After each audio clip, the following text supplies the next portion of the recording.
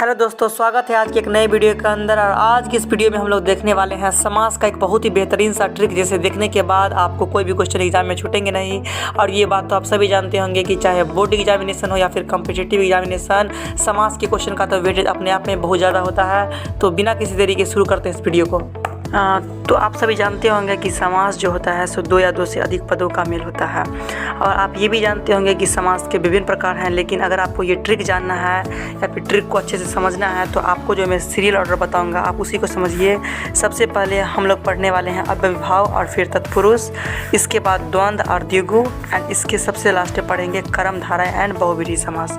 तो इस प्रकार से हम लोग 3 पार्ट में समझने वाले हैं। सबसे पहले पार्ट में पढ़ेंगे अव्ययी और तत्पुरुष समास, दूसरे पार्ट में द्वंद्व और द्विगु समास, और तीसरे पार्ट में पढ़ेंगे कर्मधारय और बहुव्रीहि समास। तो सबसे पहले देखिए अव्ययीभाव समास और तत्पुरुष समास, दोनों ही काफ़ी लिंक्ड हैं और आप काफ़ी इसे आसानी से समझ सकते हैं। देखिए अव्ययीभाव समास में जो पहला पद होगा वो अव्यय होगा। वैसे ट्रिक के मामले में अगर अपन लोग देखें तो देखिए आपके पास पहला उदाहरण है आ जन्म। क्या है? आ जन्म। तो आप लोग यहाँ पर देखिए कि शुरू में जो आ लगा हुआ है वह जन्म के साथ लगा हुआ, मतलब आ प्लस में जन्म। अगर आप इसको तोड़ के लिखेंगे तो लिखेंगे आ प्लस में जन्म। तो आ जो है शुरू में उपसर्ग की तरह काम कर रहा है। ठीक इसी प्रकार देखिए आप यथा जोड़ शक्ति, क्या लिखिएगा? यथा जोड़ शक्ति। तो यथा में देखिए यथा क्या है? यथा एक उपसर्ग है जो कि क्या हो जाएगा, फिर उपसर्ग आगे में लगा हुआ, यानी कि अव्ययीभाव समास। एक और देखिए ये एक तरह का हो गया कि पहला पद अव्यय हो, यानी कि एक प्रकार से समझिए आप उपसर्ग हो आगे में लगा हुआ। अगली बात समझिए कि आपको अव्ययीभाव समास में एक पैटर्न और आता है, जैसे कि आता है दिन दिन, दिन दिन यानी कि प्रतिदिन, और क्या आता है रातों रात यानी कि रातों रात। ये भी क्या हो जाएगा अव्ययीभाव समास में।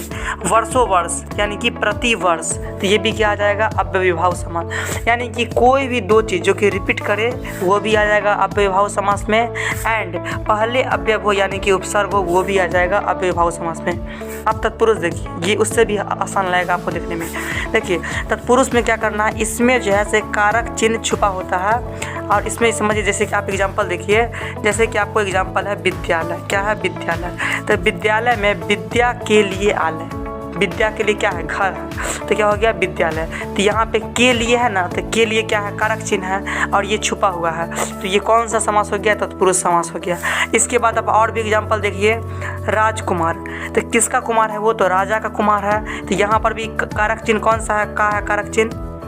एक एग्जाम्पल और देखिए आप लोग, पथभ्रष्ट। जब आप बोलेंगे पथभ्रष्ट तो यहाँ पे लिखा है पथ से भ्रष्ट, अपने रास्ते से भटका हुआ, पथ से भ्रष्ट। यहाँ पे भी कारक चिन्ह छुपा हुआ है और इसी कारण यह भी क्या हो जाएगा? तत्पुरुष समास हो जाएगा। तो निष्कर्ष यही निकलता है कि तत्पुरुष समास में कारक चिन्ह छुपे होते हैं, जिससे आप देख के समझ के आसानी से बता सकते हैं कि तत्पुरुष है। अब अगला जो दूसरा खंड है वो है द्वंद्व का और द्विगु का। देखिए द्वंद्व में क्या होगा, द्वंद्व में सीधे आपको वहाँ पे पहला बात आपको एक चिन्ह ये दिखाई देगा। इस चिन्ह को देखिए आप समझिएगा कि ये द्वंद्व है। अब देखिए द्वंद्व समास में क्या होगा, जैसे कि देखिए रोटी दाल, रोटी दाल क्या हो जाएगा? द्वंद्व समास। दही चूड़ा ये क्या हो जाएगा? द्वंद्व समास। कहीं पर भी ये चिन्ह आपको दिख जाए समझ जाइए कि क्या है, ये द्वंद्व समास है। और साथ में आप ये भी समझ लेंगे कि उसकी तुलना हो रही है, जैसे कि दही के साथ क्या है? चूड़ा है, रोटी के साथ क्या है? दाल है। तो ये क्या हो गया? द्वंद्व समास। जैसे कि कहते हैं कानो कान किसी को खबर नहीं लगनी चाहिए। क्या कहते हैं? कानो कान किसी को खबर नहीं लगनी चाहिए। तो यहाँ पर भी क्या है? ये द्वंद्व समास है। आगे देखिएगा द्विगु समास क्या है। तो आप द्विगु समास को समझिए जिसका पहला पद संख्यात्मक हो। अब मैं आपको कुछ एक्सेप्शन भी कराऊंगा सबसे लास्ट में, जो कि कन्फ्यूजनस है। तो आप पहले इसको समझिए। द्विगु समास में क्या होगा कि जिसका पहला पद संख्या हो। जैसे कि देखिए त्रिभुज देख लीजिए आप लोग, नवरत्न देख लीजिए आप लोग। यहाँ पर क्या है? नव रत्न। त्रिभुज में क्या है? त्रि।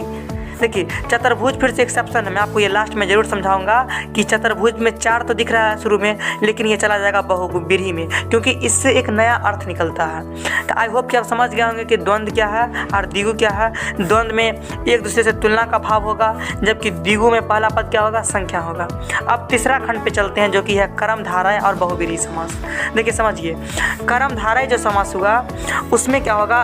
अब बहुव्रीहि दोनों लगभग समान है, लेकिन यही है कि कर्मधारय में कोई नया अर्थ नहीं निकलेगा, नया अर्थ नहीं निकलेगा, जबकि बहुव्रीहि समास में नया अर्थ निकल जाता है। जैसे देखिए जैसे नील कमल एक शब्द है, देखिए ठीक से, नील कमल, नील कमल यानी कि नीला है जो कमल, यहाँ पर है जो आएगा ना, है जो कमल, तो नीला है जो कमल उसका विशेषता बता रहा है कि नीला है जो कमल।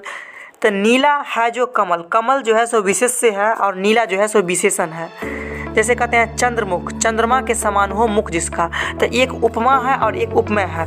तो इस प्रकार के सेंटेंस आ जाएंगे किसमें, कर्मधारय में। कैसा समास आ जाएगा, कर्मधारय के अंतर्गत, और जिसमें अर्थ निकल जाए, जैसे कि दशानन, तो जिसके 10 गो मुख होंगे, अर्थ निकल गया रावण, तो क्या हो जाएगा, बहुव्रीहि समास।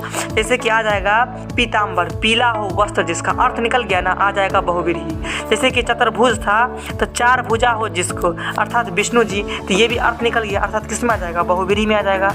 आप और एक एक्सेप्शन देखिए, जैसे दशानन है, तो यहाँ पर भी आपको 10 दिखाई दे रहा है, लेकिन ये द्विगुण नहीं होगा, ये क्या हो जाएगा, बहुव्रीहि हो जाएगा, क्योंकि इससे नया अर्थ निकलता है। तो देखिए कर्मधारय और बहुव्रीहि में आप कभी भी कन्फ्यूज हुए तो आप इतना जरूर समझें कि दोनों का सेम ही अर्थ है, लेकिन बहुव्रीहि में नया अर्थ निकलेगा और कर्मधारय में नया अर्थ नहीं निकलेगा। तो आई होप कि आप समझ गए होंगे कि ये सारे समास कैसे हैं और कैसे आप पहचानेंगे।